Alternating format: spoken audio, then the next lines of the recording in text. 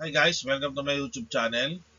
For this video, para uli sa mga nagre-review ng board exam, yung mga aspiring electrical engineers dyan. So kung di ka pa nakasubscribe, please hit the subscribe button and pakilike na rin po itong video. Okay? So meron tayo dito sample past board exam problem regarding power plant. So basahin natin.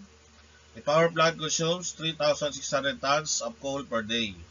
So if the coal has an average content of 10,000 BTU per pound, what is the plant's power output? Assume overall efficiency is 15%. Okay? So meron kailangan pag guys sa ganitong problem, kailangan alam niyo yung mga conversion, okay?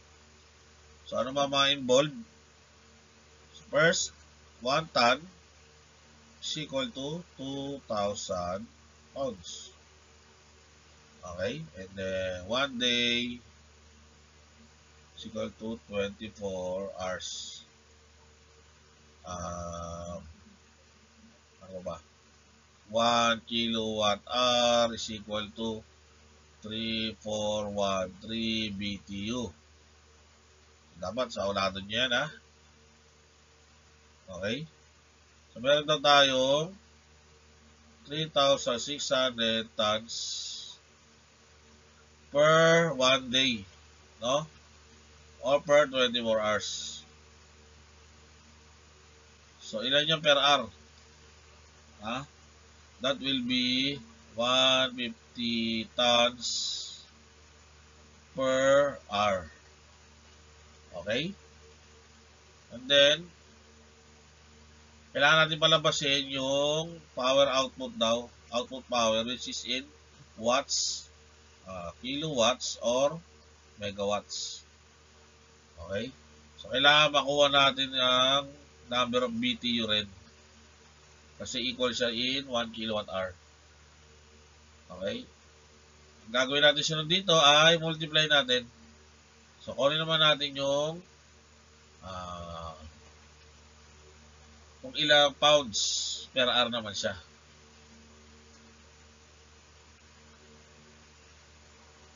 So, 150 times 2,000 pounds per 1 ton. Okay, so cancel si ton. Meron tayong 2,000, 150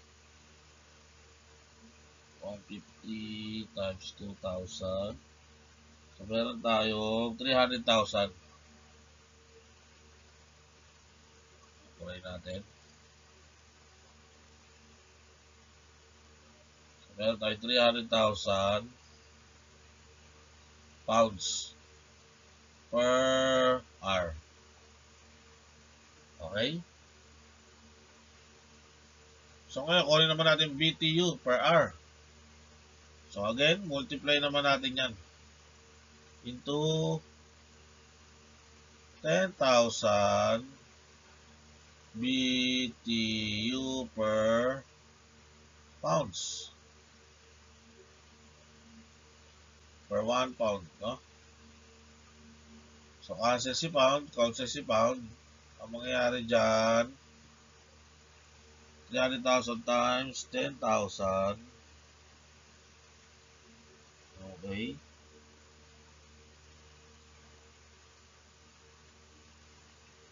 So, meron tayong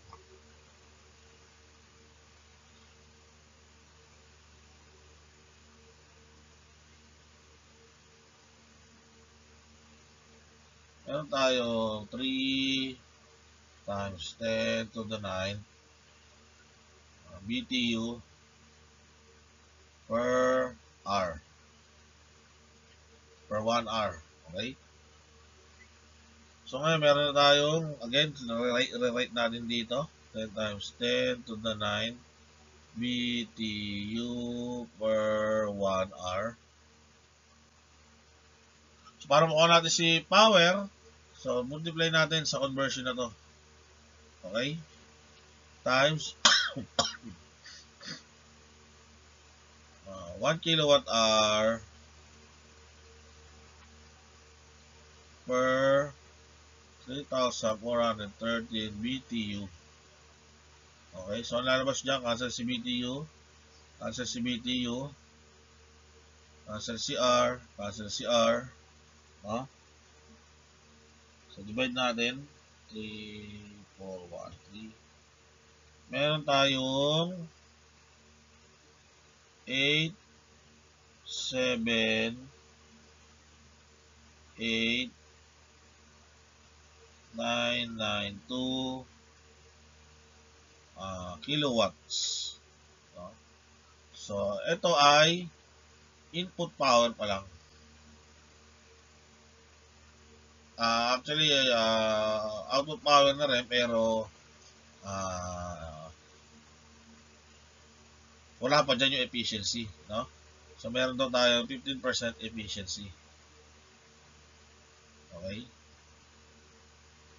So, para makuha natin, convert natin ito, kunin natin yung 15% niya. No? So, output power is equal to 878 992 kilowatts. Multiply natin sa 15%.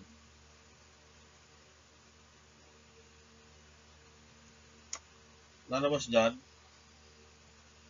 131,848 kilowatts. So, ang choices natin ay puro naka megawatts. So, kilowatts na to, move lang natin ng ilang decimal, 3 decimal, para maging megawatts. So, lalabas dyan 131.848 megawatts. Okay? So, this is nearly equal to 132 megawatts. Okay, which is option A.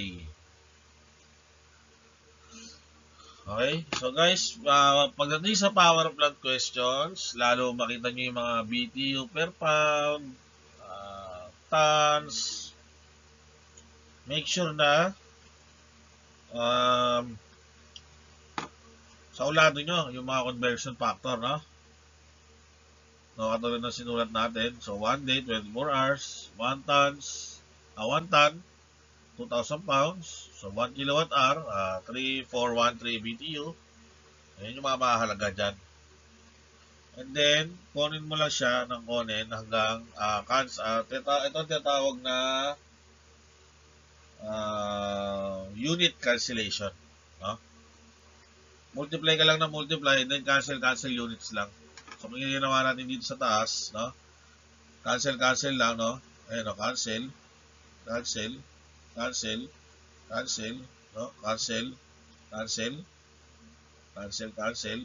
Hanggang sa lumabas yung hinahanap natin. So, ang hinahanap daw ay power. So, ang unit for power ay watts, kilowatts, and megawatts. So, cancel lang ng cancel hanggang sa makuha nyo yan. Okay? Yun lang ang sikreto dyan. So, I think marami naman sa inyo nakakaalam ng unit cancellation. So, ganun lang approach dito. So, I hope na meron kayong natutunan. Kung di ka pa nakasubscribe, please hit the subscribe button. Good luck sa mga magte-take ng board exam dyan. God bless. Sana makapakasa kayo. Thank you.